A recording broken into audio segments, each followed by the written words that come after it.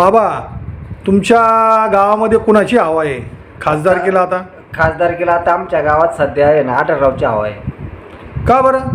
तुम्ही तर म्हणले कोल्याला मतदान केलं तर आम्ही मागल्या वेळेला. मागच्या वेळेस आमची चूक झाली. आमच्या महिला मंडळ आमकं तमकं त्यांनी ती मालिका बघितली होती ना संभाजी महाराजांची. त्याच्यामुळे ना त्या महिला त्यांनी मतदान केल्यामुळं आता ते गेलं, चूक झाली. तुम्ही मागल्या वेळेला कोल्ह्यांनाच मतदान केलं? आम्ही केलं समजा कोल्ह्याला मतदान.